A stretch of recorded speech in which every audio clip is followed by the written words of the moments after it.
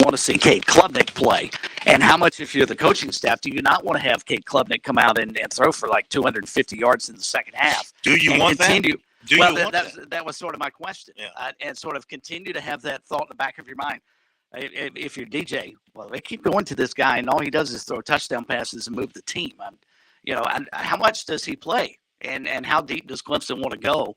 I think they should play virtually everybody who's available this weekend, because with that defense, I can't imagine Furman's offensive line being able to handle. I mean, Georgia Tech's offensive line got manhandled by Clemson's front. I feel bad for Furman, because I can't imagine they're going to be able to block any of those guys up front.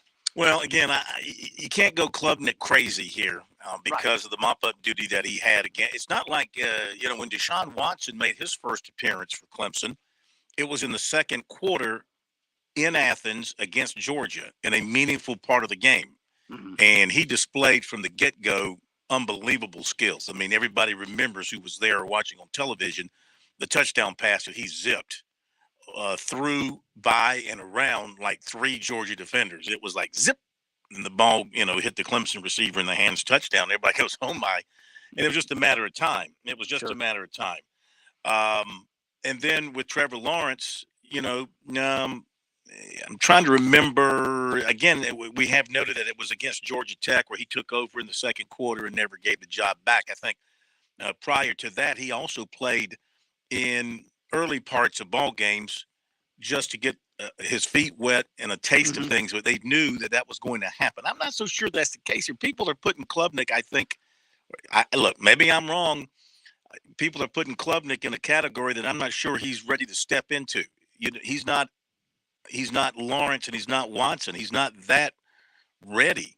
I guess not all quote unquote 5 stars are created equal. Some are maybe 6 or 7 stars if you want to use that silly rating system. Sure. But I don't think I'd go Klubnik crazy just yet.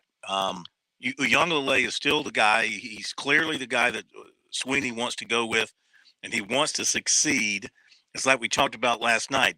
Their offense doesn't have to be spectacular with a defense that's going to limit everybody to few points and few yards, I would say. So don't go crazy, people.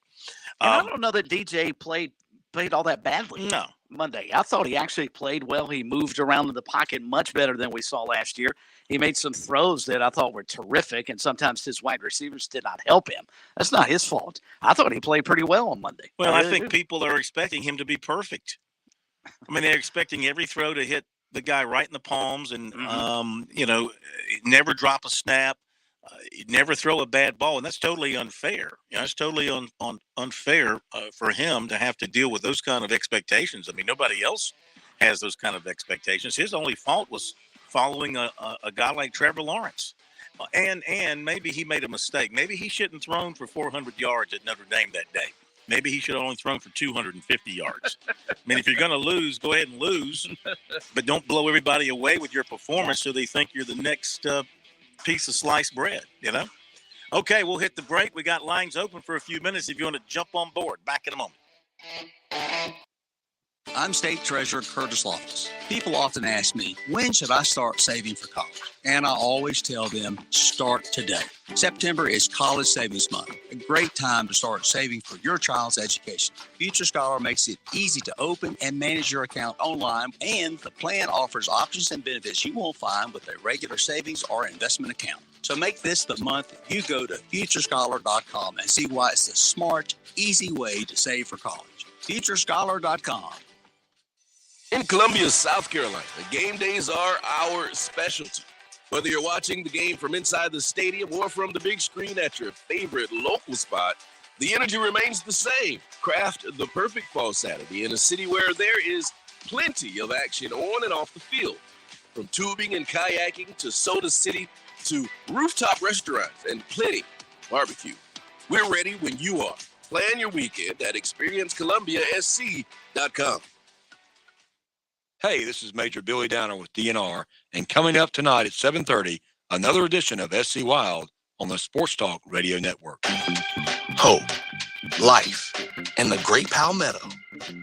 What do these things have in common? Scholarship dollars. The SC Hope the life, and the Palmetto Fellow Scholarships are funded by the lottery players of this great state. And after 20 years, you've invested over $7 billion in education. $7 billion. Impressive. The South Carolina Education Lottery. When you play, we all win. It's Paws and Claws at Segra Park tonight. Bring your friends, bring your dogs, and enjoy $5 16-ounce White Claws on White Claw Wednesday with a bonus side of the Trash the Poop Dog Days of Summer.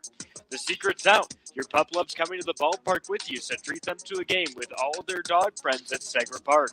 Tickets start at just $5. Gates open at 6 p.m. Visit fireflystickets.com to get your tickets now. If you're looking to stay hydrated this summer, turn toward a southern favorite, sweet South Carolina watermelons. One slice is equivalent to a glass of water and is just as effective as sports drinks for hydration. If you don't believe us, you can ask the Palmetto State's top football teams. The SC Watermelon Association will be serving up slices after summer practice to keep our teams fueled and hydrated. Visit scwatermelon.org for all the details and look for ripe South Carolina watermelons in your hometown.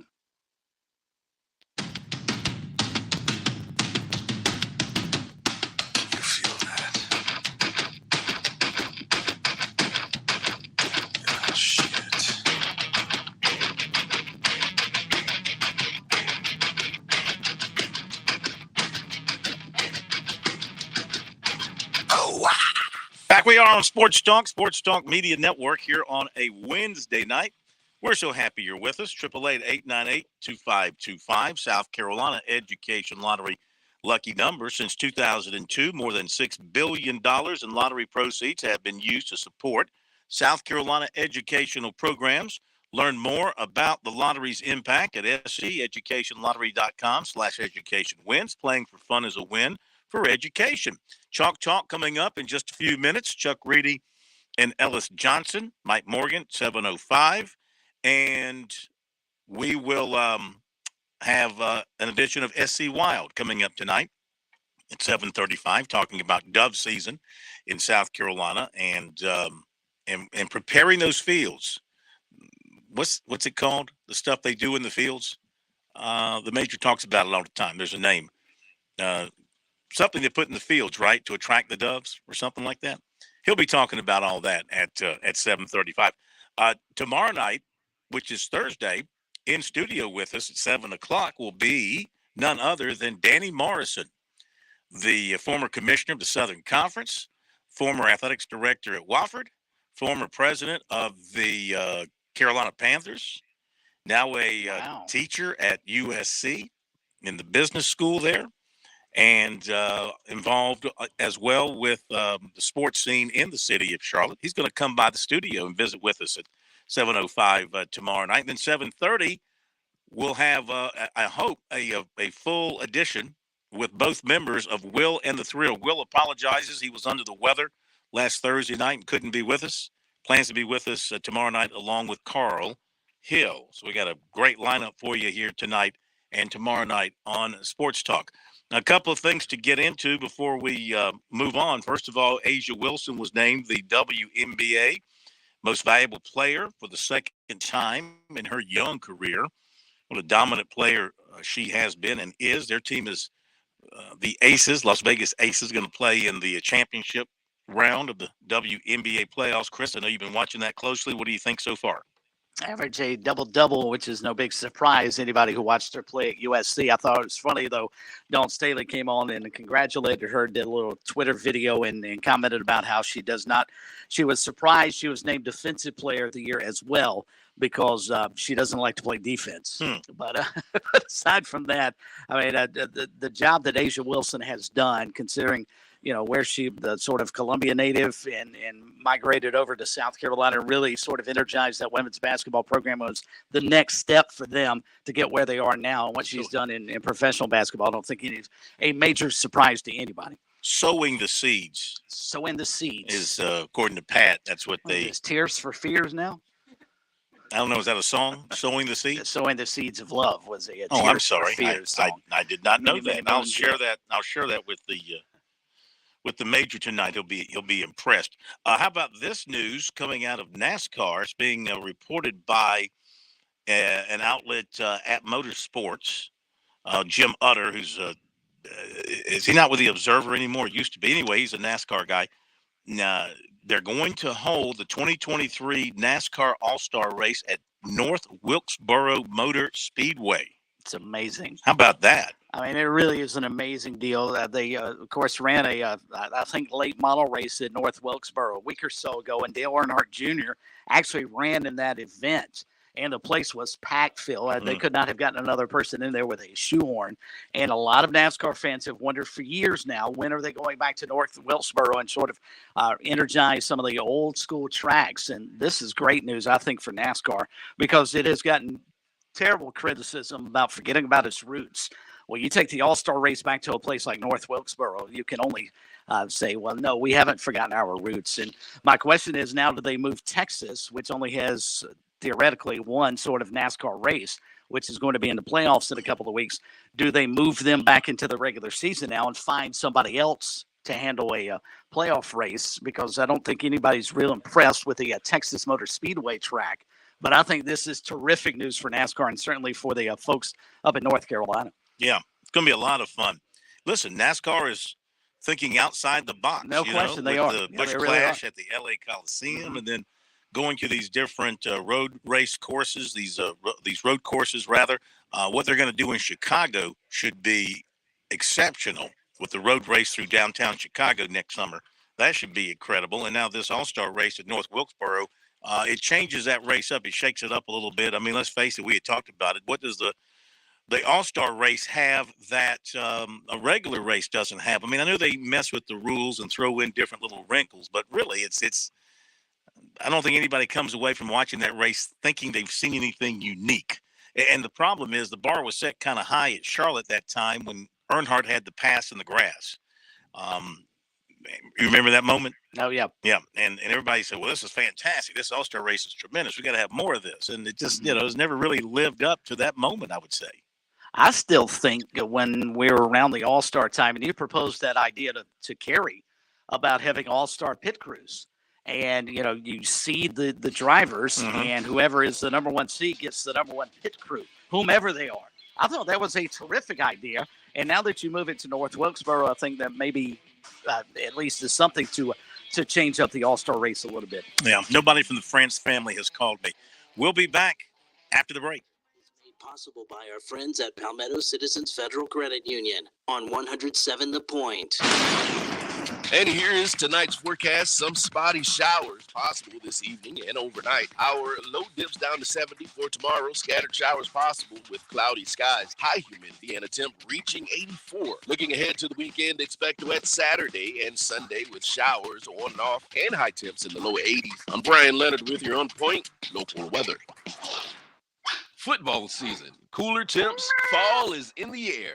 What a perfect time to fall in love with a pet and bring home a kitty cat or a lovable puppy. Columbia Animal Services needs you to adopt a new family member. How about this? From September 16th through the 24th, get your new fur baby with a free adoption. Take a look at petfinder.com and be a hero. Adopt a dog or cat. Fall in love and adopt with Columbia Animal Services.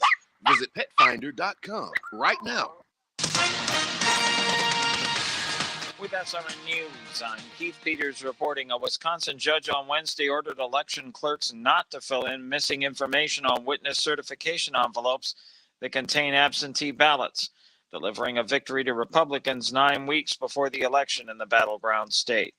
A judge on Wednesday struck down Michigan's 1931 pro-life law months after suspending it, the latest development over abortion in a state where the issue is being argued in courtrooms and possibly at the ballot box. The law, which was long dormant before the U.S. Supreme Court overturned Roe v. Wade in June, violates the Michigan Constitution, according to Judge Elizabeth Gleicher. On Wall Street, the Dow up by 435 points. The Nasdaq rose 246. The S&P advanced 71.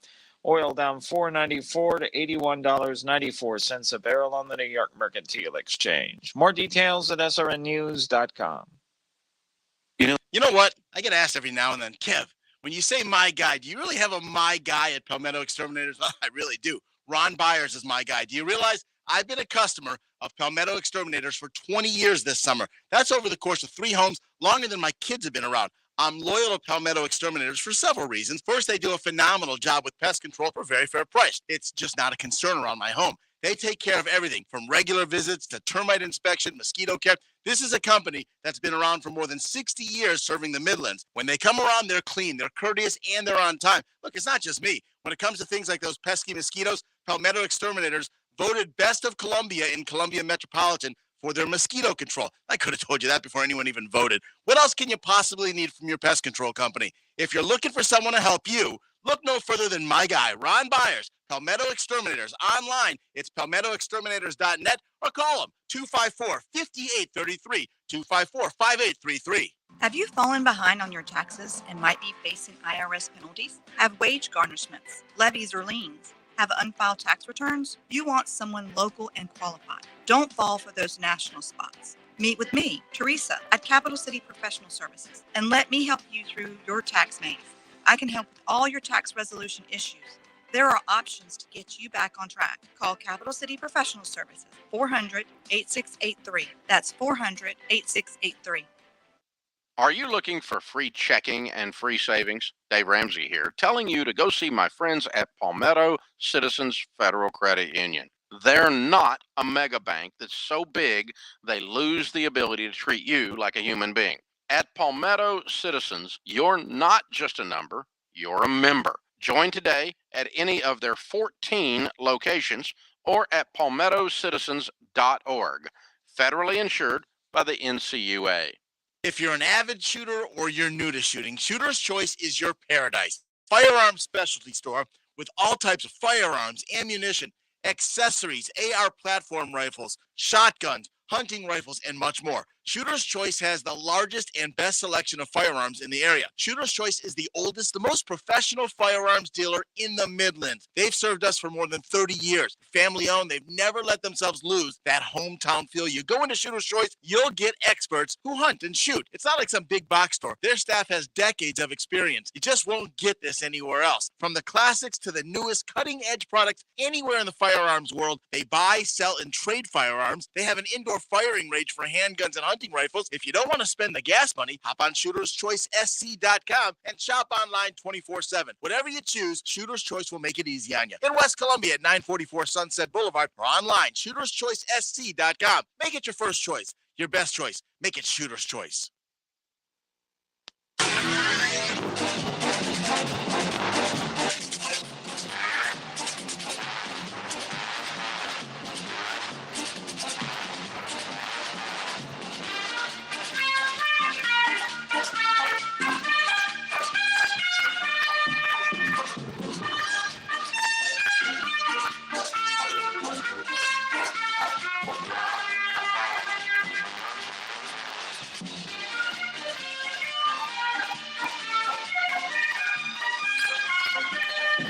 You know, when I hear this song, I don't know about you, it just makes me think of something old. And so, with that in mind, we welcome in to Chalk Talk 2 legendary football coaches from the state of South Carolina, Ellis Johnson and Chuck Reedy. Coach Johnson, good evening, sir. How are you? Good evening. Doing great, Phil. Always great to have you with us. Coach Reedy, good evening, sir. How are you? Doing really good, Phil. Doing really good. Thank you. It's a great pleasure to have the two of you with us here. Did either one of you ever, and we'll begin with you, Ellis, ever coach special teams, focus on special teams when you were coming up? I was never a special teams coordinator, but there were programs I worked in where coaches were assigned responsibilities in the special teams. So, and by the way, I know that music thing's old, but I just want to make sure one thing's established. Chuck is older than me. We know this. He doesn't look it, but he's older than that. Chuck is a product of modern science. Yeah, I'm married to a doctor. That's all I can say. That's right. That's like the talking heads once said. Here comes the doctor in charge. How about you, Chuck? You ever do any special teams work?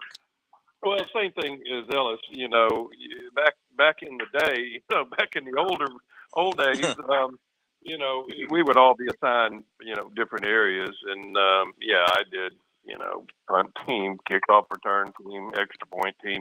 When you're on offense, you did the offensive side of the special teams. And, back really didn't, special teams coordinator really didn't come along until a little bit later, I think.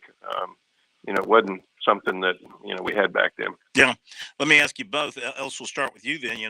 Over the weekend, South Carolina blocked 2 punts, scooped and scored on both, faked a field goal, set up a touchdown, hit 2 field goals of plus 50 yards. Clemson blocked 2 punts against Georgia Tech, led to a couple of scores for them. So, special teams were big in both of those wins. Absolutely. That I don't think Clemson needed it to win their game. I don't know if Carolina wins that game. And one other, you almost took half of my talk tonight, but one other thing that happened in special teams that we got lost in everybody. That punter he hit one, had to be 60 yards somewhere early in the game. 79 yards. 79 yards. Mm-hmm. And, everything happened extremely good for them was in the kicking game. There's still a lot of other things that are sort of iffy. What's iffy in your mind? Well, I thought protection was average. I thought you don't run but 79 yards. I'm not saying that the running backs are not good, but nobody's exploding. I say this, when you're SEC defense coordinator, you're getting ready to play them. There's not an imposing offensive line. There's not a running back you're afraid of, or that you just got everybody's eyes on every time he comes on the field. The receivers are not dominant. And the quarterback is dangerous, but I still think there are a few things. He looks like he's shaking off a little bit of rust, but what an improvement from last year. He has raised the level of that offense. No question about that. And Chuck, one of their issues was blocking on the perimeter. And I know Ellis touched on the offensive line, but Marcus Satterfield and Beamer have both said their perimeter blocking's got to get better. I don't know if you got a chance to watch the receivers from what you could see on television or however you viewed it, and if you noticed anything out on the perimeter with their blocking. Well, obviously it wasn't very good. I don't know specifically, what is their technique or anything of that nature, but they obviously got to do a better job. That's actually one thing Clemson did well. They did block on the perimeter well, but getting back to what Ellis is talking about, they've got to be able to run football, and they got 5 offensive linemen back. All off season, you heard, unfinished business. They weren't very good last year, and they're the same 5 back. So, I don't know, you would think a year's experience would help them, but, they've got it, man, like Ella said, 79 yards. It's just, it's not going to cut it. And, Rattler, he was running for his life most of the night. And thank goodness, he was able to make some plays with his feet and what have you. But, they've got to be able to block better, offensive line, receivers across the board. Is it a case sometimes with an offensive line? Those of us looking at it in the preseason over the summer and saying, hey, they got everybody coming back, that could be a good thing, or maybe it's not such a good thing. My question is, either you have it or you don't have it as far as talent on the offensive line? Yeah, that's the case. Now, I will say this, we, at Clemson, a lot of times, matter of fact, the national championship team in '81, we had all those guys were back, but they got better. They had talent, and the year's experience made a difference. What we don't know, maybe these guys, maybe they're as good as they are going to get. And another year, isn't going to make them any better. Mm-hmm. But now, let's give them the benefit of the doubt. Georgia State, was doing a lot of different things, to try to confuse them and whatever. But, they've got to be able to handle that and, be able to run the football. Sure. Chalk Talk tonight here on Sports Talk, chatting with Ellis Johnson and Chuck Reedy, looking back on the weekend that was, and we'll preview the weekend ahead coming up in a few moments. And Chuck, sticking with sort of that theme, let's transition over to what you saw on Monday night with Clemson. What was your takeaway from the quarterback play in particular? How did you size up what DJ Uiagalelei was able to do against Georgia Tech? Well, the first 30, 40 minutes of the game looked like a replay of last year.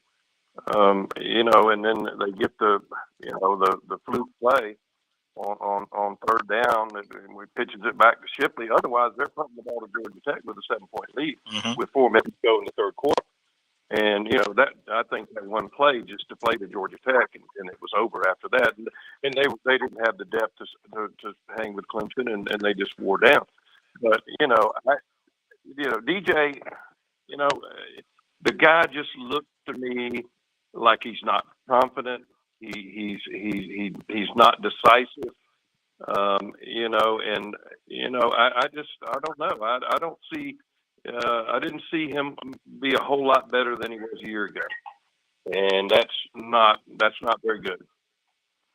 Ellis, when you watch Clemson play, does it matter if their offense is any good because of how good that defense is, in particular that front seven of theirs? Oh, I mean, they've got. They're going to need the offense, but I understand your point. I mean, their strength is obviously their defense. Their defense strength is obviously up front. And I've got the coordinator was a GA for me. The defensive end coach played for me. One of the secondary coaches played for me. I mean, I've known so many of them. I'm partial. I'm biased. But when you watch them, I was even surprised how deep they are up front. I mean, when you put starters out there and they're dominant, you say, well, a lot of great teams in the nation in the top 10 have dominant fronts. And all of a sudden you look out there, and I think at least 10 people played in that offensive front. I mean, that defensive front. Mm-hmm. And they were dominant. They're athletic. They're big. So I think they're going to be able to build off of that. But I'm never going to try to sit here and inform anybody about quarterbacks. I saw kind of what Chuck saw. I mean, there hasn't been a whole lot of change in the quarterback position. I did think he looked confident, but I think the reason he looked confident is he had a little better receiver core to throw to. But it's still a work in progress on that side, and the defense is definitely going to have to carry the majority of the load right now. Chuck Reedy and Ellis Johnson. So Chuck, Klubnik came in on the last possession against the Scribinos and did a really nice job, moved the ball down the field, and a couple of passes to Will Taylor, got a touchdown. And you got the Clemson fans, maybe other fans outside of Clemson around the country who see it and see his arm and his mobility and his confidence and his accuracy and say, what are they waiting on? What are they waiting on? And I mean, what do you think based on what you saw?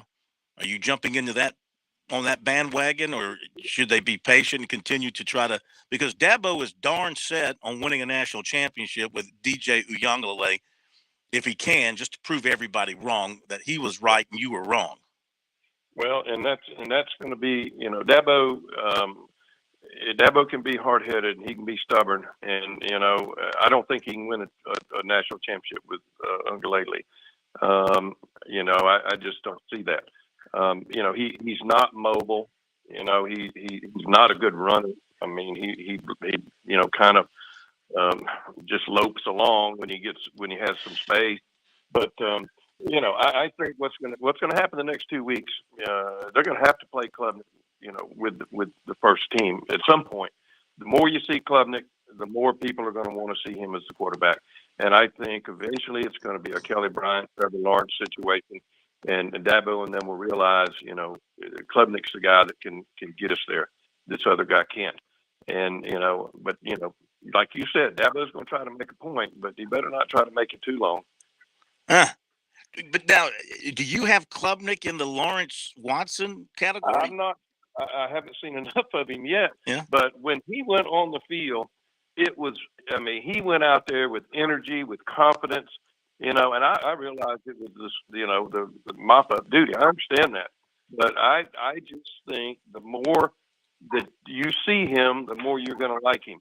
And, I know it was high school, but when he's playing in the highest classification in the state of Texas and never loses a ball game, let me tell you something. That's impressive. That is impressive. And high school football in Texas, having coached out there. Ellis Johnson, Chuck Reedy with us here, Chalk here on Sports Talk. Back to Clemson defense, Ellis. You mentioned they played 10, maybe 12 up front. They were rotating guys in and out. I really love their linebackers. Now, tell me what you thought about the way they used their linebackers, the way they ran, Carter and Simpson in particular. What do you think of that? And the way it's in the past they've had that kind of slogger in the middle, that big, thick, heavy guy to run in there and make plays. These guys seem to be a little bit more athletic and faster overall. How's that going to work in their defense? Well, this will be renamed the Agree with Corn Show. No, I think you're exactly right. I think you should agree with me more often on things.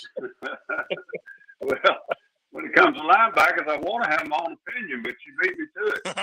They have had some guys playing in that, brick breakers, tough guys, probably couldn't play in the NFL, but they were really good college players. They were leaders, they were smart, they were controlling the defense.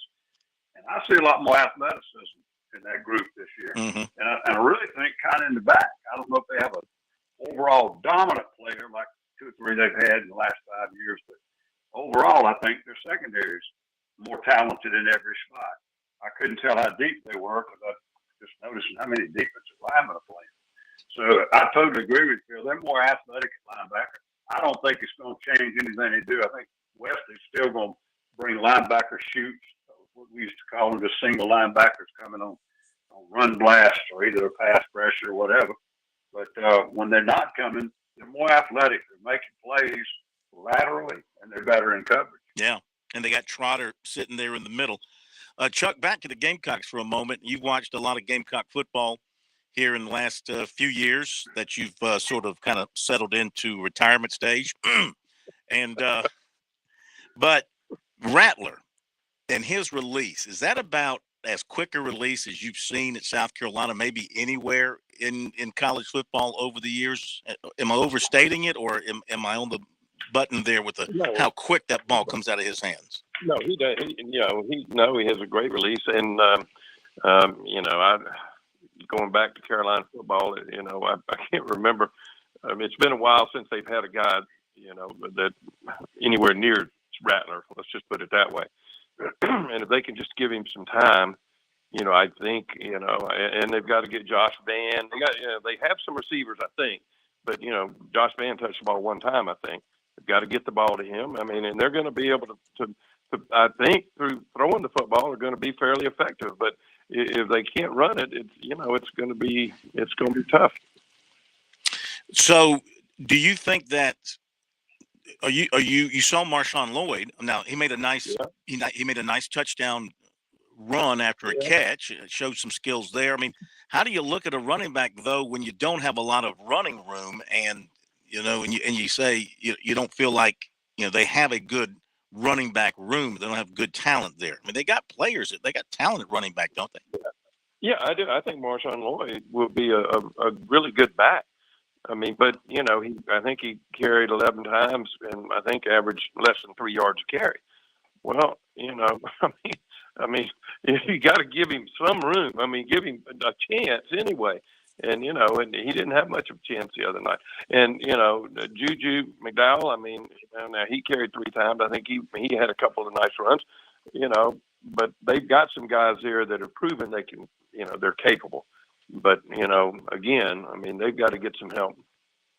Ellis, no different than Clemson. Yeah, I mean, they got 3 guys that are really good. I mean, and I think Pace might have had averaged 2 or 3 yards a carry. I mean, it wasn't any different. I mean, they couldn't run the ball either. I mean, that goes. We're going right back to last year again. I mean, they couldn't run it, and so neither one of them were very good running the football, and both of them have good backs, I think. What'd you think of the right tackle play for Clemson in that opening game, the freshman at the right tackle? Well, it wasn't very good. I mean, they've been hyping him all, and I'm sure he's going to be a very good player. I don't mean, but if you're playing a true freshman, he better be really, really good, or you're playing him because he has to play. And I don't know which of those it is. It remains to be seen. But I think he's got great potential. I think they had to play him because their centers didn't work out, and they moved Will Putnam to center, and then they moved Parks inside to guard because the backup guard didn't work out, and then they this seemed to be the best option they had at right tackle. Exactly. That's my point. Yeah. I mean, I think they're playing him because they have to play him. They probably like to hold him, and bring him along a little slower, but they may not have that choice. John, But talking again here. He's going to play. He's going to play against a lot better people than what he played against the other night, and so he better get better in a hurry. Yeah.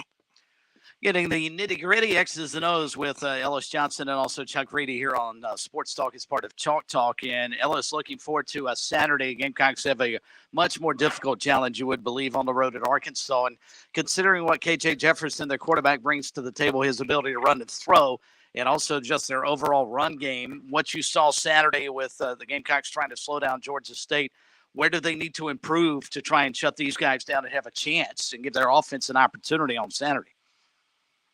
Well, the first thing I think, even Georgia State was able to punch a few holes in the front on the running game, and they got a good running game, even though it's a little bit division low, not quite the same players, but they got a good running game. But the thing I think, they're going to be better at the quarterback position.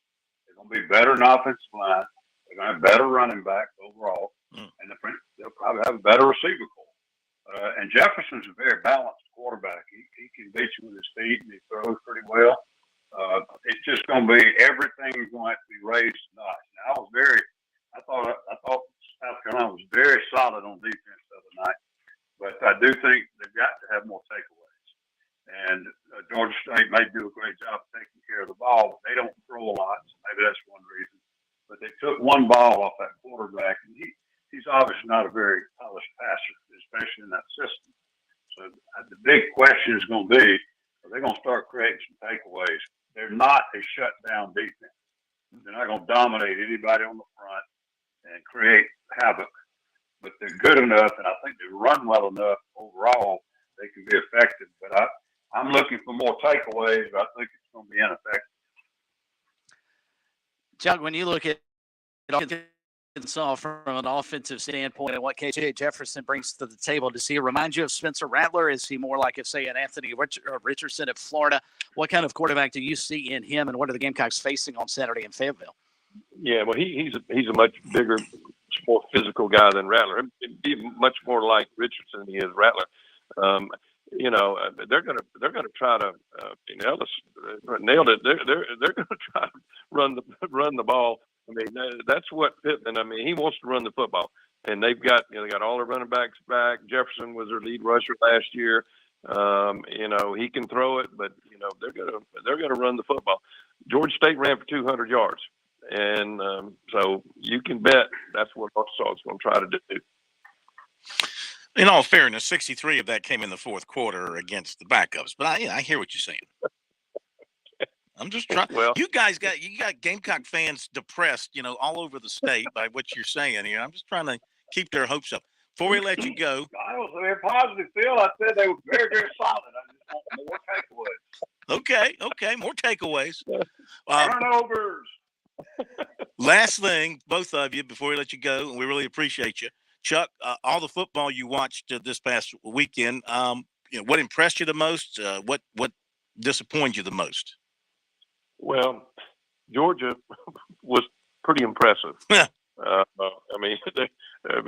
don't know how good Oregon is, but and I thought Florida. I thought Napier. I think Napier's going to do a great job there. I think Florida really played well against what is a really good Utah team. And, of course, the disappointment, I guess, would have to be LSU losing, in New Orleans to State. Yeah, how about you, Ellis? Sort of agree with the LSU thing. I'm trying to figure out how Michigan jumped Clemson with that great victory over Colorado State. Agreed. I'm afraid with all this conference realignment, we're getting ready to go back to days when we were kids and we had to listen to the Big Ten to tell us what we were going to do next year. But I didn't really look at a whole lot nationally, but it's hard. And Chuck said on all things, Florida shined, Georgia shined. The rest of them really didn't have games that they were involved in, and we found out that Georgia didn't either. But nobody else had opponents that should have been really tough opponents to judge them by. Gentlemen, we've kept you way over time, past your bedtime. We appreciate you so much. It's the best 30 minutes in radio in South Carolina every week during the football season. We thank you so much, Chuck and Ellis. Y'all have a great week. We'll talk to you next week. Thank you, guys. Thank you for that. Thanks. Appreciate it, guys. There you go, Chuck Reedy. If you want to see Chuck in action, just go to one of his restaurants down in the Charleston area, the Comeback Shack. You might catch him there flipping burgers or putting ketchup on buns or something. No, he doesn't do that. But I'm telling you, his restaurants are great. And Ellis, yeah, you might find him, I don't know, in a sports bar somewhere around Columbia just chilling. He's just chilling now. He's just a chilling guy. So You realize that more often you continue to make fun of their age, they're going to end up showing at the studio one afternoon with a pitchfork and a torch and show you how old they are. and probably beat my brains out. Hey, both of them are in better shape than I am. So, but no, I got to tell you, that's got to be the best 25 minutes. I love those guys. Of Yeah, they're football great. talk anytime, anywhere with those guys. Because you know what? They're telling you exactly how they feel. They don't have to apologize to anybody, and they can share with you some great insight that you can't get anywhere else. So, Well, Phil, it's a coach's perspective without having to make sure that their players don't hear negatives. They don't have to worry about pumping up their team to get ready for the next game because they don't coach anymore. So we get exactly what every coach in the country would tell us if he weren't coaching. absolutely. One note from Arkansas, Sam Pittman said after practice today that his junior running back, Dominique Johnson, who did not play last weekend, is probably going to play against South Carolina. He thought he looked good in practice today. So he had a knee injury in the Outback Bowl and been working his way back. So it looks like they'll have Dominique Johnson, 575 yards and 7 touchdowns, and he'll join Raheem Sanders and, of course, KJ Jefferson. Sanders had 117 yards in the win over Cincinnati. Of course, it's the safety position where they really have some injuries in the Gamecocks. Of course, R.J. Roderick continued. I kind of have a feeling that he's not going to play against Arkansas. They keep saying questionable. And in Beamer language, whenever he has just going on history, whenever he's talked about a player like that, that player hasn't played the next game. So it sounds like he's going to be out. And I think Rucker remains very doubtful for the game as well. So, I mean, they've got Devontae Reed back there, but then you're talking about really 2 true freshmen playing at safety in Fayetteville, Arkansas in a key SEC game. That'll be something to watch. Yep. Got to hit the break. Be right back. By the way, before we do what's supposed to happen here, thank you for pushing the button. I thank you. Programming thanks you. America thanks you. WQXL Columbia, W264DF. Grills, outdoor kitchens, fireplaces. Summer sizzle starts with Bart. This is 107 The Point. News this hour from townhall.com. I'm Keith Peters reporting.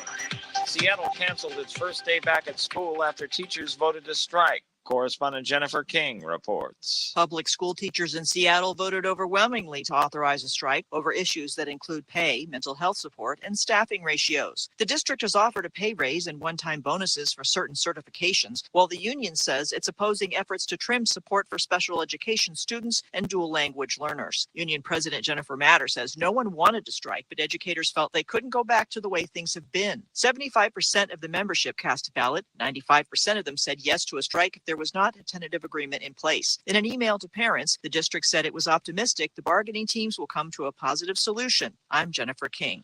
President Biden pulls an about-face, sort of. Facing a fierce backlash over remarks widely viewed as divisive, President Biden is again trying to walk back his diatribe about so-called MAGA Republicans. Donald Trump and the MAGA Republicans represent an extremism that threatens the very foundations of our republic. That was last week in Philadelphia. Now the president says there is a difference between those he considers mainstream Republicans and Republicans of the MAGA variety. Rich Thomason reporting. A record heat wave put left-leaning California in a fossil fuel conundrum. The state has had to rely more heavily on natural gas to produce electricity and avoid power outages, while Democratic Governor Gavin Newsom's administration moves towards ending the use of oil and gas. The heat wave that started more than a week ago has been hotter and longer than any other in the state, and it has put unprecedented strain on power supplies. On Wall Street, the Dow by 435 points, the Nasdaq rose 246. More on these stories at townhall.com. My brother-in-law died suddenly, and now my sister and her kids have to sell their home. That's why I told my husband we could not put off getting life insurance any longer. An agent offered us a 10-year, $500,000 policy for nearly $50 a month. Then we called SelectQuote. SelectQuote found us identical coverage for only $19 a month, a savings of $369 a year. Whether you need a $500,000 policy or a $5 million policy, SelectQuote could save you more than 50% on term life insurance. For your free quote, call SelectQuote at 1-800-940-6161. That's 1-800-940-6161. Or go to SelectQuote.com. That's 1-800-940-6161. SelectQuote. We shop. You save. Full details on example policies at SelectQuote.com/commercials. UPS is hiring more than 100,000 extra workers for the holidays, and it says some of those jobs can lead to full-time positions. Correspondent Julie Walker reports. UPS's hiring spree comes as online shopping has slowed after a pandemic-induced surge, but the figures are still well above pre-pandemic levels. The company, known for its brown trucks and uniforms, said the openings will also be full as well as part-time seasonal and are primarily package handlers, drivers, and driver helpers. Seasonal drivers start at $21 an hour. UPS says it takes just 25 minutes for most people from filling out an online application to receiving a job offer. That's according to HR President Danielle Rees, who began her career with the company as a seasonal worker. Julie Walker, New York. News and analysis at townhall.com. I'm Keith Peters reporting. On Point Weather is made possible by our friends at Palmetto Citizens Federal Credit Union on 107 The Point. And here is tonight's forecast. Some spotty showers possible this evening and overnight. Our low dips down to 70 for tomorrow. Scattered showers possible with cloudy skies. High humidity and a temp reaching 84. Looking ahead to the weekend, expect a wet Saturday and Sunday with showers on and off and high temps in the low 80s. I'm Brian Leonard with your On Point local weather. WQXL Columbia, W264DF. Grills, outdoor kitchens, fireplaces. Summer sizzle starts with Bart. This is 107 The Point. This is The Point. Make thepointradio.com.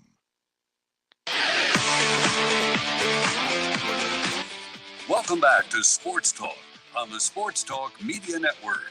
You can reach the guys with the South Carolina Education Lottery lucky number, 888-898-2525. That's 888-898-2525. Now back to Phil, Chris, and Pat with the second hour of Sports Talk on the Sports Talk Media Network. All right, got to get right into things here. We got recruiting coming up for you in a couple of minutes. SC Wild at the bottom of the hour with Major Billy Downer, so get ready for that. Right now, though, it's time for another award-winning edition of Morgan on the Move, brought to you by Gibson Insurance, where former Gamecock players Bo Mobley and Andrew Eister and former coach Stuart Lake want you on their team for all your insurance needs. Cost-effective solutions for now and long-term are what they offer. They are licensed with every insurance company in South Carolina. So give Bo, Andrew, and Stu a call at 803-605-0029. It's 803-605-0029. Welcome in Mike Morgan. Morgan on the Move, coming off the opening weekend of football around the SEC. First real opening weekend around the SEC and all around the country. Mike's great to have you with us once again. Of course, I know you were at Kentucky calling their game, got a good look at the Wildcats, but generally speaking, from around the nation, college football, and closer to home, SEC, ACC region, what are a couple of things you took away from what you saw the opening weekend? Well, let's start near the top with the defending champs. If there was any question, how does a team that lost so many high draft picks from their defense, how do they respond the following year? I think it was a resounding answer by Georgia against Oregon. I think a lot of people still have to come to grips with the fact that Georgia is basically Alabama 2.0. The way the programs are built, not just on a year-to-year basis, not 2 up years and a down year, then an up year, then a really down year. Those are two programs you can set your watch to it under the current system. They are not going to be under 10 wins, barring some type of. It would really take almost a quarterback catastrophe, right?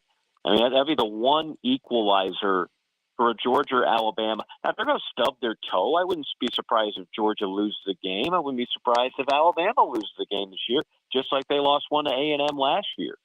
But they are just so far ahead in a lot of the categories, which goes back to what I've said on your show many times. Don't sit back and wait for Georgia and Alabama to fall to you. Do what you have to do to get closer to them. And that brings me to my second point, which is I think that's happening in the Eastern Division right now. You saw Florida, a huge win over Utah. That's a statement game for that program, for Billy Napier, for Anthony Richardson. We'll see what Tennessee does against Pitt on the road. That could be a statement game. We'll see what Carolina, of course, does on the road against Arkansas. That could be a statement game.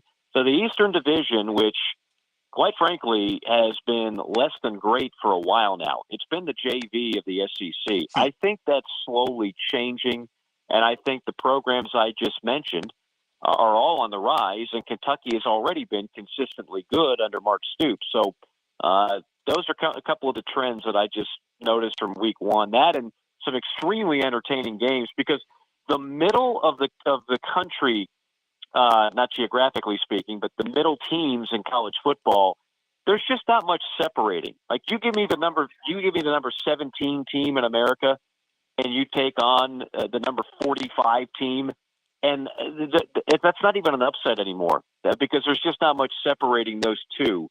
But the ones at the very top of the ladder, there is a gap there for sure. So the SEC has a great weekend as a whole with just the one loss, and LSU losing to Florida State the way they did there at the very end. And what a great ball game that was in terms of excitement. But, I mean, it's already got some LSU fans on edge about Brian Kelly and all his smartness and his greatness and all that. I mean, it's just one game. I get that. But you know how it is at LSU. They don't give you a whole lot of rope there to play with. So what do you expect from them bouncing back from that moving forward? Are they going to turn it around? And I don't want, when I say turn it around, I don't want to be one of those after the first game who thinks your season's crushed. Certainly it is not. But the tide can turn on you very quickly down there. They already don't like him for off the field reasons. Personality reasons. I think he's got some people against him, but then he goes and loses a game as a favorite to a team like Florida State. Well, a 2.5 point favorite. Let's remember why he got the job. LSU has been an unmitigated disaster for the last 2 years under the coach that they loved, because he talked with a Cajun accent, and he was one of their own. That one of their own completely lost control of the program the last 2 years. You had players opting out. You had players finding excuses to extend an injury and not play. You had less than maximum effort. You had a bunch of young men acting like children very often. So that's why the job was open. Okay, they paid Ed Orgeron $17.5 million to go away like that. So whoever got that job was not walking into Camelot. They were walking into what has been a toxic locker room and environment, and they're trying to dig their way out. So, I mean, I would say get a grip. Like, they were not entitled to win that game. They almost did, but they didn't. I mean, I didn't think there was like a lot of controversial call. This is not like Scott Frost going for an onside kick up by 11 and then losing. They got beaten by a team that was slightly better that night. But, I mean, LSU, it's not going to be the only game LSU loses, and I don't care who is going to coach that team. They're a work in progress. So I'm with you. I see some people, it's not just LSU fans, Phil. Yeah. There is a national disdain from a lot of people, and I see this with Dabo, and it has nothing to do with football. It has nothing to do where they coach. Some people don't like, say, their politics. They don't like certain mannerisms. They don't like where they're from. Whatever the case may be, there's something about certain coaches that rubs people the wrong way. Brian Kelly appears to be one. I don't know why. I mean, the guy's a terrific coach. I haven't seen his name on the police blotter any time in the last 20 years. So give the guy a break, for crying out loud. Morgan on the move. Mike Morgan with us in his new slot here on Wednesday nights on Sports Talk, talking college football. And, Mike, I have to tell you, I love the picture you took with Will Levis, you two showing off your bicep muscles. And Will Levis appears to be a guy that spends all his time in the weight room. But that leads me to a bigger Whereas question. I do not. I'm quite impressed. You look fine standing beside him, but it leads me to a bigger question about quarterback play in the SEC with Levis and KJ Jefferson at Arkansas, and certainly Stetson Bennett at Georgia, and Spencer Rattler at South Carolina, and of course Anthony Richardson, who appears to be a budding star down at Florida. In your years covering the SEC, do you remember a better collection of quarterbacks within the league than what we are seeing right now in the SEC?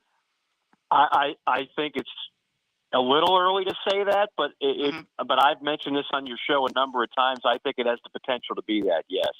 And one of the key cogs as to whether or not this is a historically good quarterbacking year in the league was what Anthony Richardson shined. And look, I've heard Cam Newton comparisons. I covered Cam Newton for years in Carolina. I'm not there yet, okay?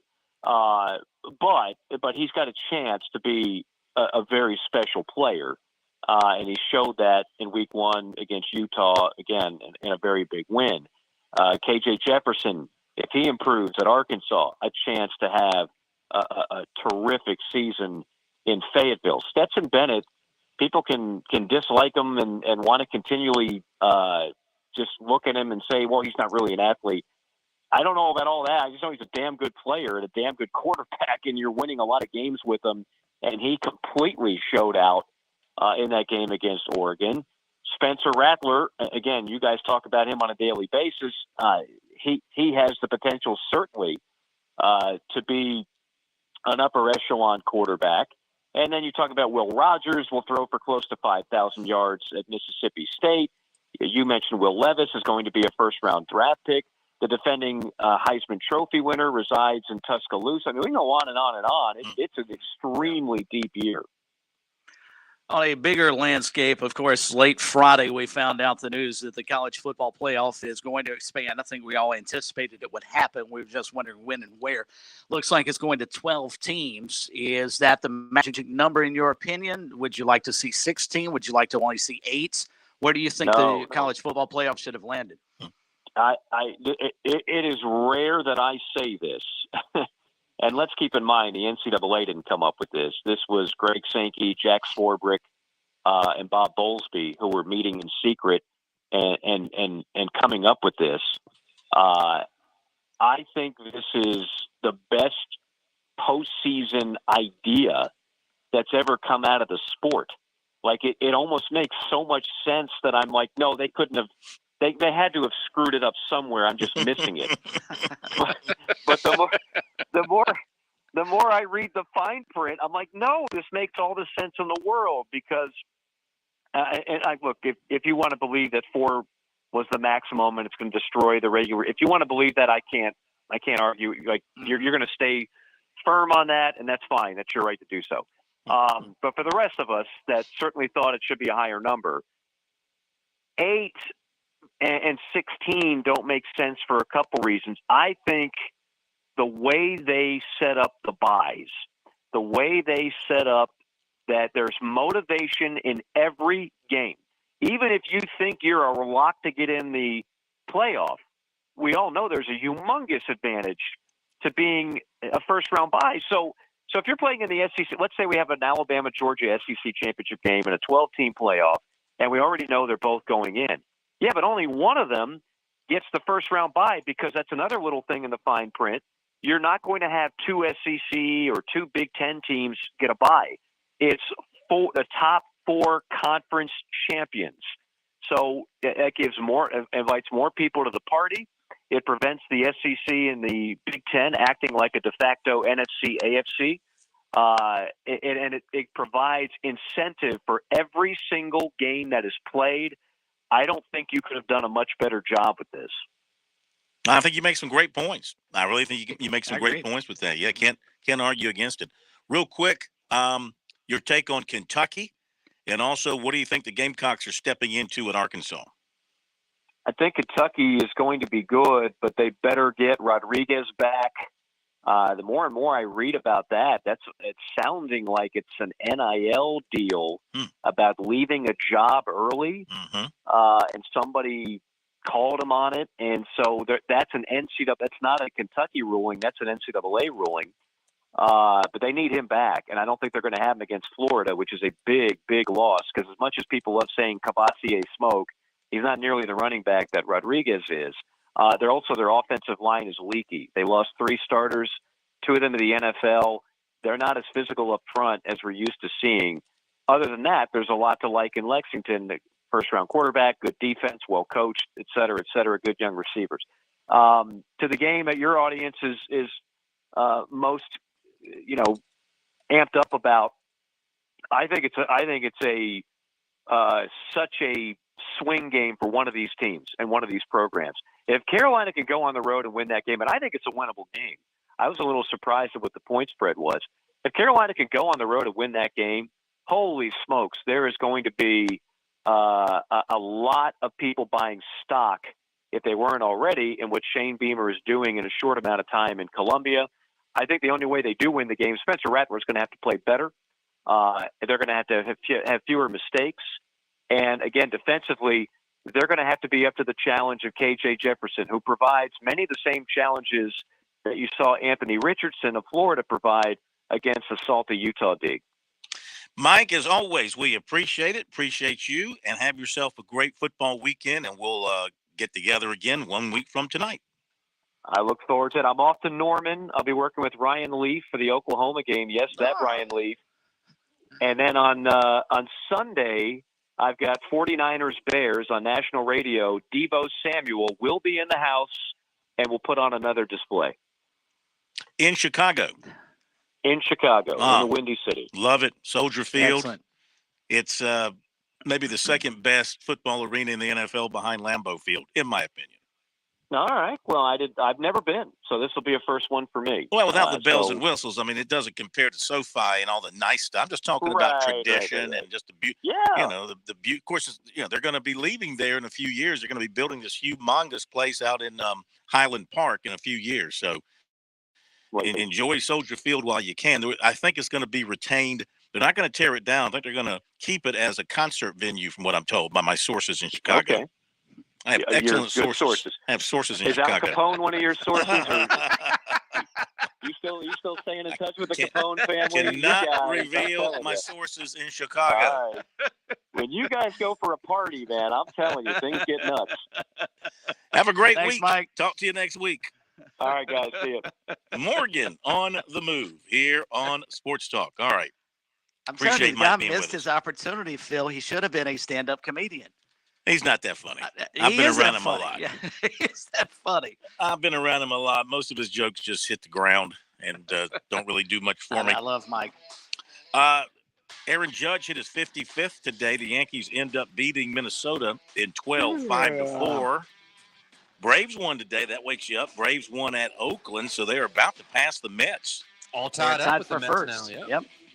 All right, And the there Mets you are go. playing right now to go back in first place by a half game should they win. Yeah, things are heating up. What was that final? 7-3, I think it was, Atlanta over Oakland. Okay, we'll be back. Some recruiting, maybe a couple of calls. Don't go away. I'm State Treasurer Curtis Loftus. People often ask me, when should I start saving for college? And I always tell them, start today. September is College Savings Month, a great time to start saving for your child's education. Future Scholar makes it easy to open and manage your account online, and the plan offers options and benefits you won't find with a regular savings or investment account. So make this the month you go to FutureScholar.com and see why it's the smart, easy way to save for college. FutureScholar.com. Founders Federal Credit Union knows your life is busy and your money is important. We are proud to offer local personalized services and convenient online services like Founders Online and the Founders app. You'll love being with us as much as we love serving you. Visit relaxjoinfounders.com or one of our 37 convenient locations to see if you qualify for membership with Founders. Relax, win with Founders. Terms and conditions apply. Founders Federal Credit Union is federally insured by NCUA.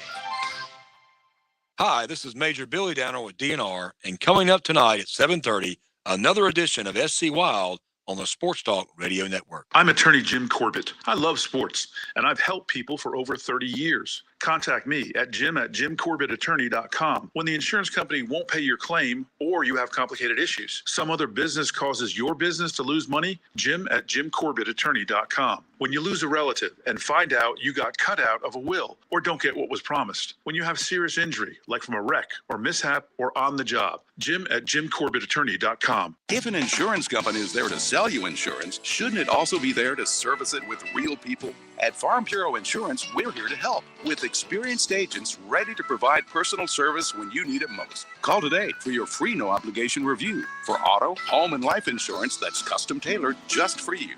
Whether it's home, auto, or life insurance, Buddy Bridges and Farm Bureau Insurance have the right policy for you. Call Buddy today in Lawrence County at 864-923-2174. South Carolina Farm Bureau Mutual Insurance Company, Southern Farm Bureau Casualty Insurance Company, Southern Farm Bureau Life Insurance Company, Jackson, Mississippi. Summer weather has arrived in South Carolina, and you know what that means. Sweet, tasty South Carolina peaches are hitting shelves near you. Most people tend to think of Georgia as the peach state, but South Carolina is the East Coast's top producing peach state, so we know a thing or two about a great tasting peach. The next time you're in the grocery store or local farmer's market, keep an eye out for those sweet, tasty, certified SC peaches. Discover more about the tastier peach state at scpeach.org. Life. It has its ups and downs. Sometimes it's little things like hitting every red light or dropping your cell phone. Maybe it's the bills, rent, or pressure at work.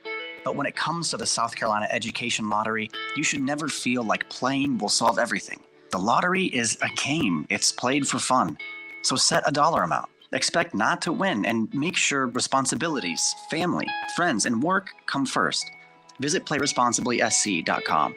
Hey folks, it's Mike Morgan for Gibson Insurance. Former Gamecock player Bo Mobley and former coach Stuart Lake want you on their team for all your insurance needs. Now, cost-effective solutions is what they're all about for the now and for the long term. They're licensed with every insurance company in the state. They've got offices in Columbia, Greenville, and Sumter. But if you're listening right now, let me direct you to call Bo and Stu today at 803-605-0029. That's 803-605-0029. Let my good friends take great care of you. Hi, this is Phil Kornblut of Sports Talk here with Major Billy Downer of the Department of Natural Resources. What words of wisdom do you have for those hitting the water this summer? Phil, collisions can be prevented easily if every vessel operator fulfills three major responsibilities. One, practice good seamanship. It's the responsibility of every boat or PWC operator to take all necessary action to avoid a collision. Two, keep a proper lookout. Failing to keep a sharp lookout is the most common cause of boating collisions. And finally, maintain a safe speed. Remember, boat safe, boat smart.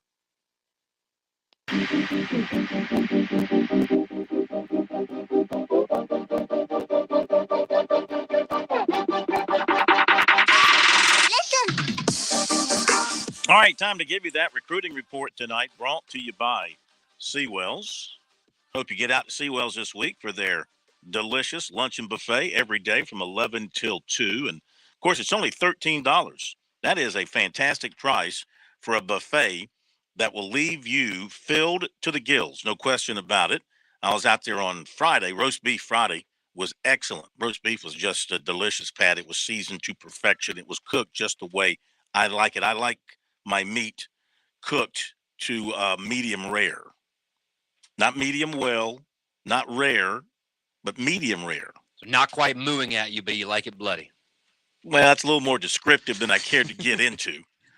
But I do love the fact that the only way to Carolina. cook meat. I do love the mean, it fact really that the is. South Carolina Beef Council is with us here on Sports Talk, and they do a great job with the beef industry here in South Carolina. And Seawells does a good job on their end dealing with the finished product. They do. And tomorrow, Seawells will have carved turkey with cornbread dressing, along with southern fried chicken and fried pork chops. Friday, roast beef Friday, with carved roasted sirloin of beef, along with southern fried chicken and fried flounder. That is fantastic. And, of course, the very best in the catering business, as we tell you repeatedly here on Sports Talk, Seawells. I mean, come on. They are the best. They've been doing it for over 80 years. They have a beautiful location on Rosewood Drive right across from the Rocket at the fairgrounds. And you can take your event to them. I've seen people walking around, checking it out, meeting with the Seawells and taking their event there, or they will come to you and do it for you at your spot. Just give them a call, 803-771-7385 or SeawellsCateringSC.com. So I chatted with Dante Reno last night, USC's 2024 quarterback commitment. Of course, he was dialed in watching the Gamecocks play Georgia State from his home in Connecticut, or his school in Connecticut. He's actually from Massachusetts. And obviously he was watching with a lot of attention, and he felt the Gamecocks did a lot of good things on offense. He was impressed with Spencer Rattler. He was impressed with how Marcus Satterfield ran the offense, some of the things that he did with the offense, but he believes they'll get a lot better and will do many more things with the offense moving forward. So he really liked the tempo. And I'll be surprised if the Gamecocks don't come out and run a lot of tempo at Arkansas, because Rattler wants to run tempo. That's what he said after the ball game. That's where I think a guy like Rattler will excel, and we'll see what they do. But anyway, Reno continues to hear from the Gamecock coaches now, especially since the 24 class can be contacted directly. They've not let up. He says it's been great, nothing but love from them. He says they've been great with him and his family. They text his dad about his upcoming season. His dad, of course, is the head coach at Yale, so they're doing a great job. Other schools continue to contact him, and he's pretty much let them know that he's solid with his commitment to South Carolina. As far as moving up to the 23 class and enrolling in January, he said that option is still on the table, but the decision has not been made. As of right now, they're going to just hold steady with everything until after the season and see how everything shakes out, especially with the Gamecocks and how everything goes with them. He says he'll talk about it with the coaches after the season. His junior season begins on Friday, and he plans to return to USC for an unofficial visit, maybe for the Georgia game. That's also the day that his dad's team plays their first game, or he might come in later in the season. Dante Reno. Sorry we couldn't get to those phone calls for us. If you have phone calls for the Major Billy Downer, for SC Wild, talking about the dove hunting season in South Carolina, and other things in the great outdoors. Glad to take those calls. Coming up next here on Sports Talk. On Point Weather is made possible by our friends at Palmetto Citizens Federal Credit Union on 107 The Point. And here is tonight's forecast. Some spotty showers possible this evening and overnight. Our low dips down to 70 for tomorrow. Scattered showers possible with cloudy skies. High humidity and a temp reaching 84. Looking ahead to the weekend, expect a wet Saturday and Sunday with showers on and off and high temps in the low 80s. I'm Brian Leonard with your On Point local weather. Are you worn out from wall-to-wall political talk? Instead of hearing more about the stuff in Washington that's mostly out of your control, I'll give you the tools to actually take control of your money and your life. Dave Ramsey here. Join me right here on The Point. I'm live and taking your calls weekdays at 2 p.m. I'll teach you how to get on a written plan that actually works, get out of debt, and build wealth. Weekdays at 2 p.m. The Dave Ramsey Show at 100.7 The Point. With SRN News, I'm Keith Peters reporting Canadian police have arrested the second suspect in the stabbing deaths of 10 people in Saskatchewan after a 3-day manhunt that also yielded the body of his brother. The Royal Canadian Mounted Police said 32-year-old Miles Sanderson was found Wednesday near the town of Rosthern. An official familiar with the matter said Sanderson's vehicle was rammed by police and he surrendered. The fugitive's brother and fellow suspect, 30-year-old Damian Sanderson, was found dead Monday near the stabbing sites. Police are investigating whether Miles Sanderson killed his brother. On Wall Street, a good day as the Dow was up by 435 points. The Nasdaq rose 246. with the S&P 500 index up by 71. Oil dropped $4.94 to close at $81.94 a barrel. More details at srnnews.com. I'm already a big fan of Medicare Blueprint. Tim and his team saved me several $1,000s. They took a look at my health insurance. They helped me get the best possible plan. But not long ago, I reached out when we had a crisis. The big bad insurance company out of nowhere just canceled Mom's medicine for her multiple sclerosis. No warning, 30 years, same med, and just like that, gone. Here's the good news. Medicare Blueprint doesn't work for the insurance companies. They work for you. They're local. Imagine me trying to get this fixed, calling some national toll-free number. Outsourced operators never talk to the same person twice. Medicare Blueprint went to work, helped me get Mom's meds back, and how's this? Even less expensively than we were paying before. Incredible customer service and local. What a great formula. Oh, and it cost me nothing for their services. Nothing. Whether you're on Medicare or not, my mom is, I'm not, Medicare Blueprint helped both of us. Online, it's MedicareBlueprint.com or call them 708-7398. That's 708-7398. Hi, this is Marcia Clayman. And I'm Karen Pickard. We're your hosts for the Positive Point on Aging. We'll talk about aging gracefully and senior care every Tuesday morning from 8:30 to 9 o'clock a.m. Join us right here on The Point for the Positive Point on Aging. Brought to you by Oakley Village of Lexington. When you're a military veteran with over 40,000 organizations trying to help you, it can be hard to find the right information. That's why AARP brings together valuable resources to help you navigate your options. AARP.org/veterans. With the free veteran employment and fraud prevention resources, caregiving tools, and access to discounts, AARP, on a mission to support veterans. Visit AARP.org/veterans today. You've seen the news. You've talked to your friends. You may have even looked around yourself. Home prices are nuts. Seems like no one is offering any kind of discount, except Lexington Discount Homes. Discount is their middle name. Quality homes that fit your budget with the size, model, and floor plan that your family needs. You can still afford your dream home at Lexington Discount Homes. Augusta Highway near Ballpark Road, 803-951-1900 or LexingtonDiscountHomes.com. Every Friday morning at 9 a.m. on The Point, join me, Chad Jordan, and my co-host Larry Jordan for the Palmetto Real Estate Pros. We'll help you out whether you're looking to buy, sell, or just learn all things real estate every Friday right here at 100.7 The Point. A well-regulated humidor being necessary to the preservation of a cigar, the right of the people to keep and enjoy cigars shall not be infringed. For those who love a great cigar and want to spend time with others who are like-minded, the Cigar Militia offers the experience you're looking for.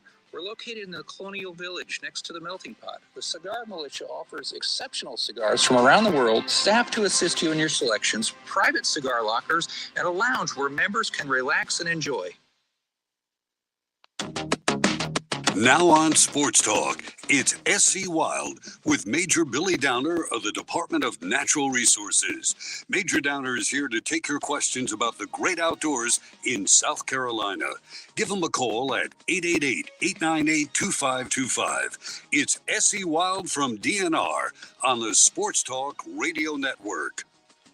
All right, good to have the Major Billy Downer back with us again here on Sports Talk, coming off the long, tough, hot Labor Day weekend. Major, welcome back into SC Wild here on Sports Talk from DNR.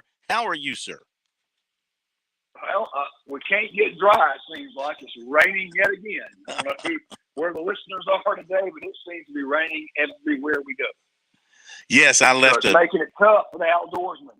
I left a big thunderstorm in Northeast Columbia when I came downtown. Let me get the phone number. Anybody with a question for the Major, who's going to be talking about dove hunting a good bit during this segment and sowing those fields for the dove hunting season. You have a question, comment, observation, complaint. He'll happily take all that on. 888-898-2525 is the number. Put you right in touch with one of the big dogs from DNR here with us on Sports Talk. Before we get into dove hunting season and all that, coming off the Labor Day weekend, a lot of activity.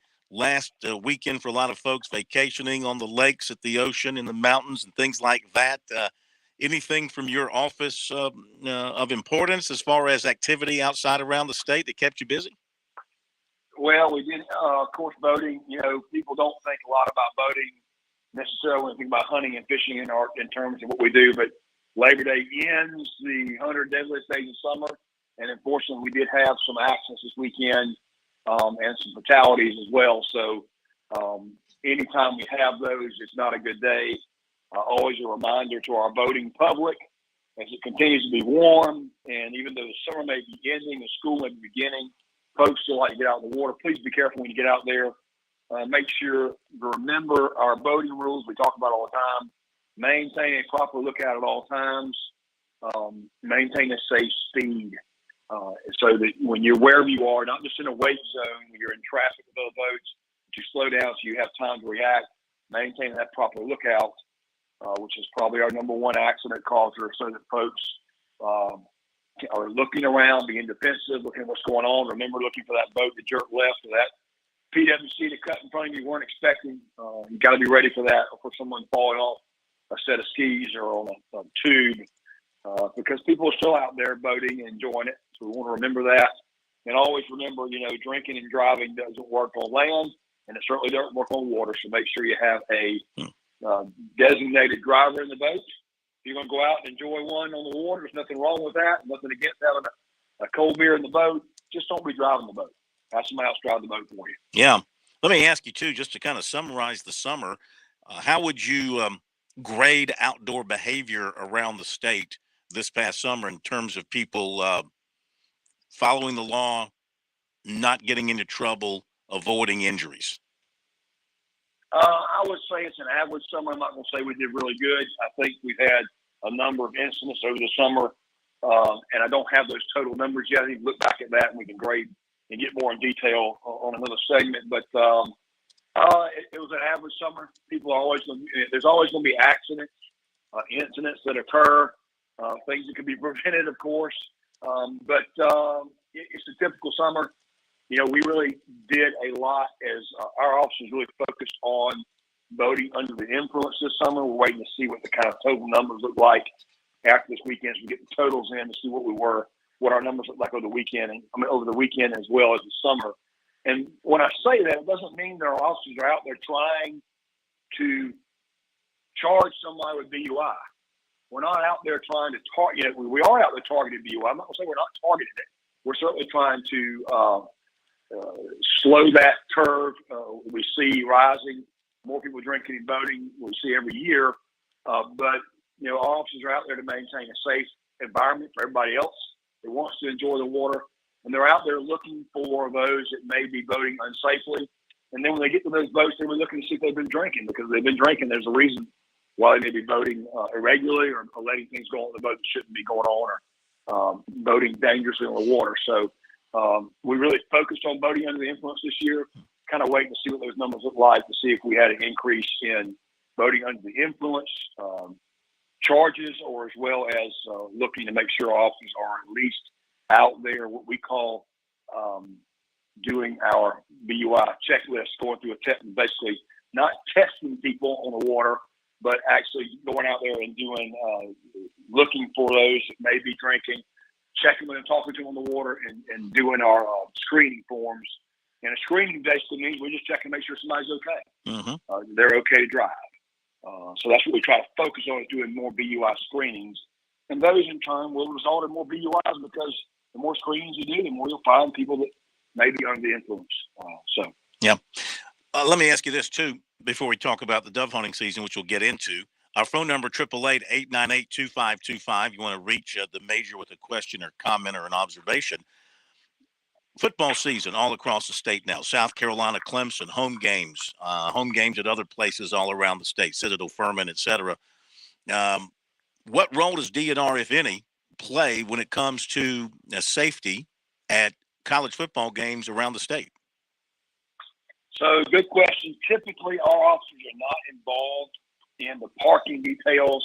There are times when there has been floods and other disasters that have happened that all law enforcement agencies their numbers are kind of taxed, and we have stepped in to assist at those times of parking details. Typically, we're not involved in the football parking, which is what most people see when they go to a football game, Clemson, Carolina, they're going to see, officers out there from Highway Patrol, local police departments, county sheriffs that are assisting with the parking details, directing traffic.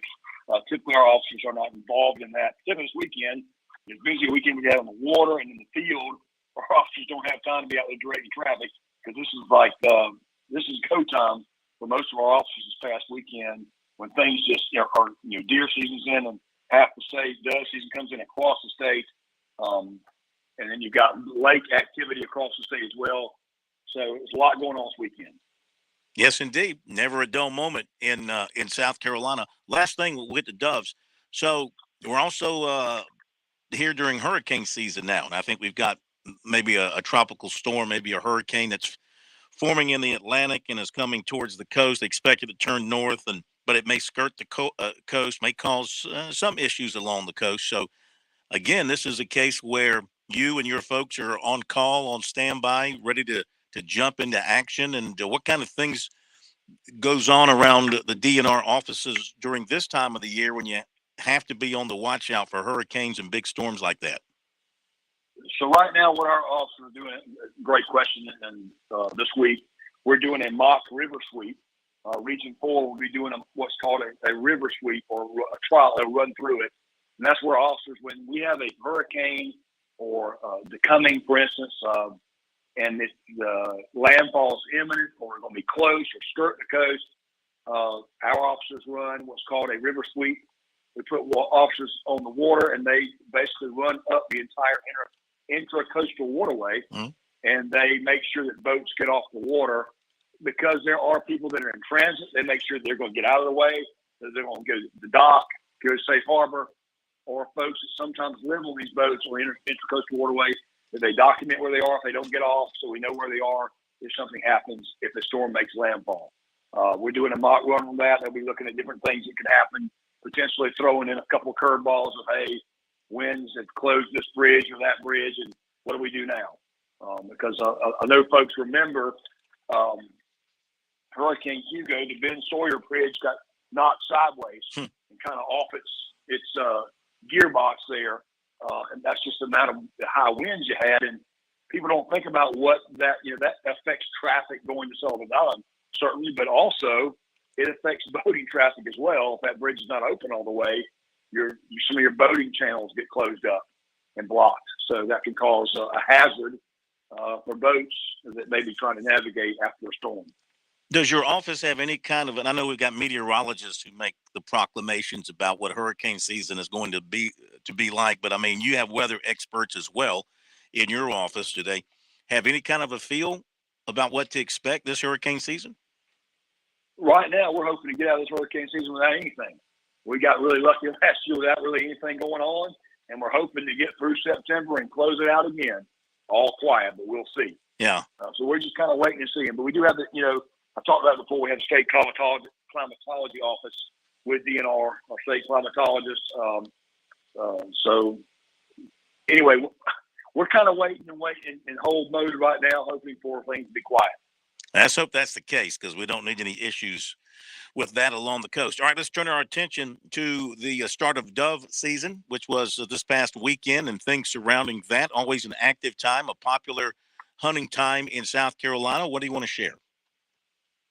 Well, so again, this weekend, dove season came in on Saturday. We had our first 3 days. Remember, we're through those first 3 days now, so we're past that afternoons only. So this weekend, Saturday, will be that first weekend that folks can go out and actually shoot in the mornings. They have a morning shoot when it's cooler. Dove season is great. In the afternoon, it's really hot. This past weekend was no relief from that heat, really. So afternoons get really hot, and we had some rain come through, and unfortunately some rainstorms really messed up some dove fields across the state.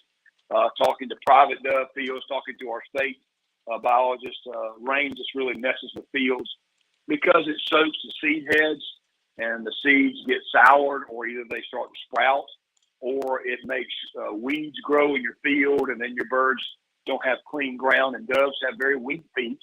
They like to dwell on the ground to eat, and if it's really grassy, they don't particularly care for that. So people will spray herbicides to kill the grass and the weeds, but then when you have rain, the fields get wet, you can't get in the field to spray herbicide, or you spray herbicide and it gets wet and it grows more weeds. So it's kind of a dual problem there. We did have a fairly lower than average opener for doves on public dove fields. There are some fields to note, however. We had one brand new field this year in Richland County. I'm excited about. I've talked about it on the show before. The old dove farm. We have a 60-acre dove field there. We had 91 folks visit that field. They shot over 3,000 times for an average of 5.6. I know you love this, Bill. 5.67 doves per man. Don't know what a 0.67 dove looks like, but anyway, that's what the average is.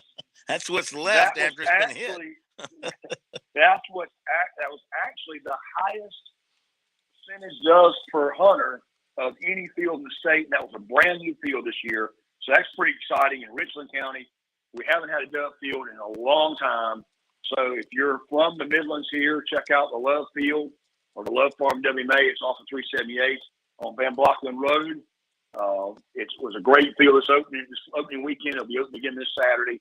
You have to have a WMA permit for our WMA fields. One of the next fields that really of note was London Creek at 132. Folks visit that field, 4,000 shots and 607 doves taken for 4.6 birds per man.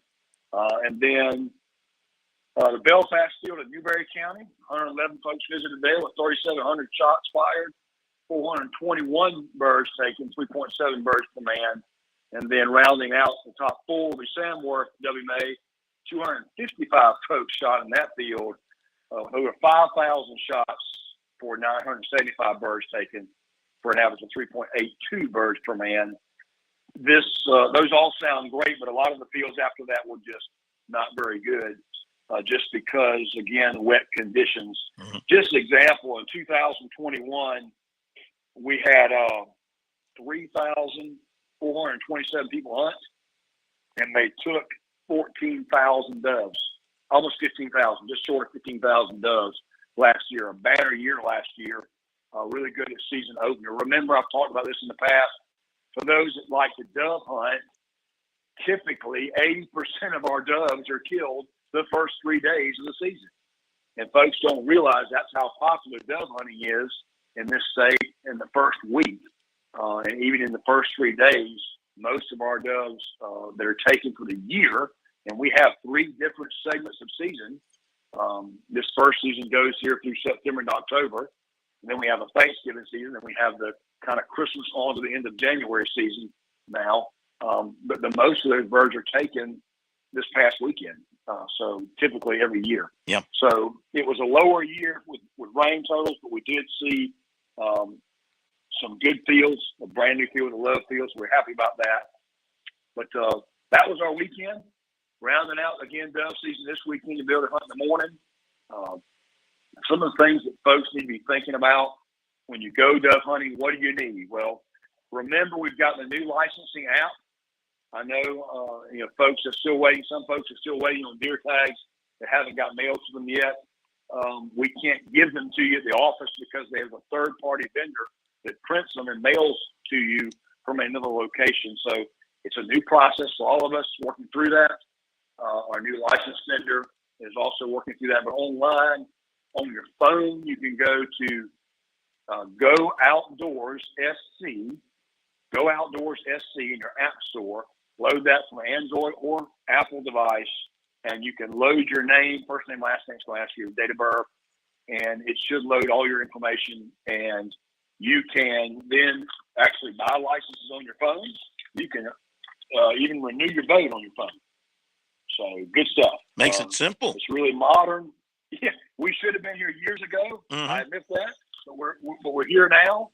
I keep pushing people to the phone. Say, look, it's much easier than going to the office. You can do all this on your phone. If you got a new boat, yeah, you got to go to the office and that kind of thing. But with the phone, you can renew everything right there on your phone.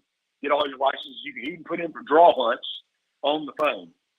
So talking about licenses, remember our licenses now are not from August to, all the way around September again. It used to be, they are now 365. They've been that way for many years. but folks tend to forget that whenever you bought your license last year, your license is good until that date again this year. So for me, if I bought my license in mid-September, well, I still have a license, even though it's a new season. And the only thing you're required to do is to get a migratory bird permit to renew that license. I mean, that's free. You can go on your phone and do that. It's very easy to do. So you have to have a regular hunting license, a state hunting license. You do your migratory bird permit. So it's a free. It's a couple questions they ask you: how many birds doves you took last year, ducks, geese, those kind of things. You answer those questions, and you get the permit for free.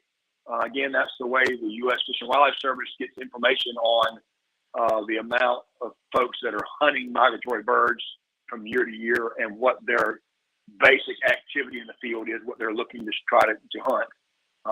It helps them with surveys they're doing. But again, that migratory bird permit is free. If you're going to go to one of our public dove fields, like I mentioned earlier here in the show, you've got to have a WMA permit. Now, that permit's around $35. You pay for that permit, and you're good to go to one of our WMAs. And you can hunt doves, you can go hunt deer, you can hunt whatever's in season. You can go to again on your phone. You can go look at from your phone. You can look at the rules and regs, look at the WMAs near your area, and see what's available. There's many options out there: deer hunting, dove hunting, dove fields, and even waterfowl hunting opportunities and small game. So a lot of opportunities on WMAs. I encourage folks, if you haven't bought a WMA permit in the past, to do so. And on top of all that, to make it real easy, you can buy a sportsman's license. The sportsman's license is $50. It includes everything: your hunting license, fishing license, big game permit, and WMA permit. It includes all of it in one nice little package. And you can add the saltwater stamp to that. You can do everything pretty much in our state that our state has to offer, with the exception of things that require tags.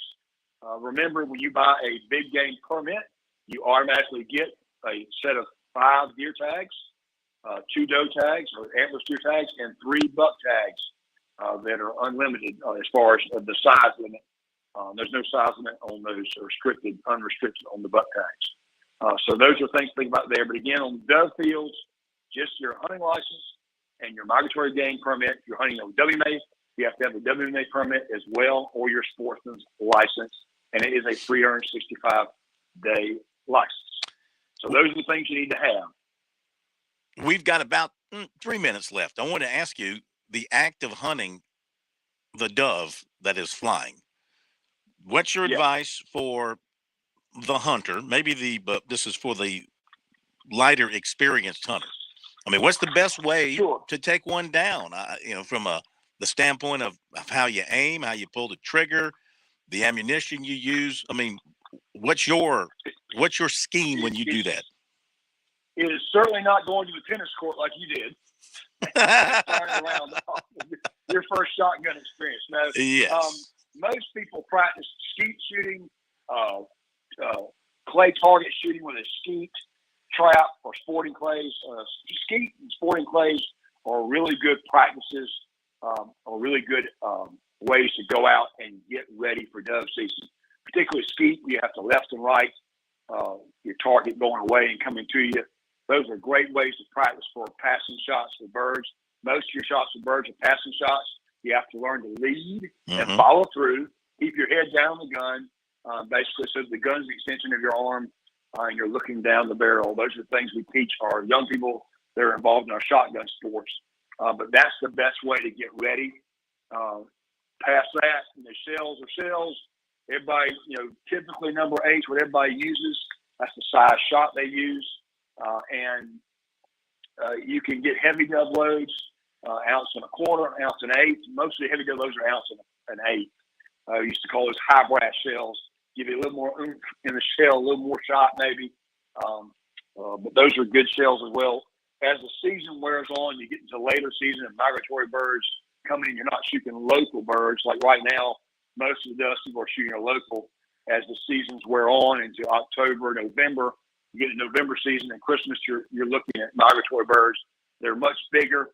They almost feel like they're wearing armor. So high brass shells are a must then.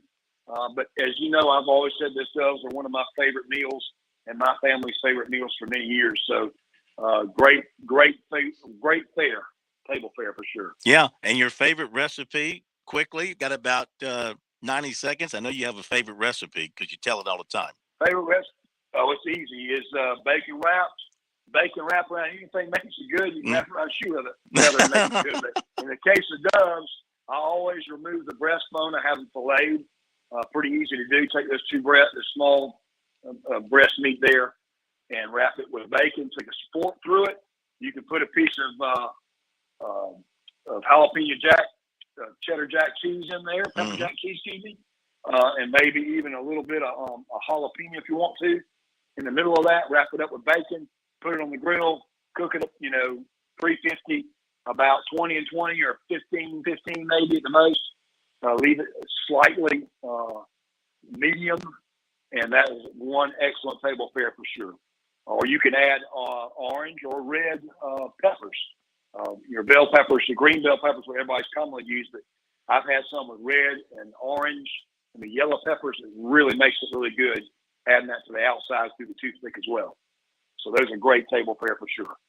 Well, happy hunting to you and to everybody else who wants to get out in the fields this week and over the weekend. And we enjoyed it as always. Great edition of SC Wild, and we'll talk to you again in a couple of weeks. Be safe out there, Major. Thanks, sir. Have a good evening. You too, sir. The Major, Billy Downer. He is so full of knowledge on everything about the great outdoors. We love having him on Sports Talk and on SC Wild every other Wednesday night from a DNR. We appreciate his time. Hopefully the things you hear from him, they are educational and you pick up a tip or two perhaps, but mostly it's educational and it leads to some safe time in the outdoors. We don't want anybody getting hurt hunting, or you can get hurt fishing or boating, of course. We want everybody to be safe and enjoying themselves in the great outdoors. And we thank the Major for being with us once again. Okay. Been a busy show. We appreciate those of you who have joined us tonight, and we'll crank it back up again tomorrow night. Going to be very busy tomorrow night as well, including a visit from Danny Morrison to kick off hour number 2 of the program. And then at 7:35, great way to wrap up the show tomorrow night, Will and the Thrill will give us their take on their respective teams, the Tigers and the Gamecocks from this past weekend, and look ahead to their respective games coming up this weekend. So thank you, Pat. Great as always. Thanks to Chris Bergen. Thanks to Major Billy Downer for being with us. Thanks to all of you. We will see you tomorrow night right back here on Sports Talk.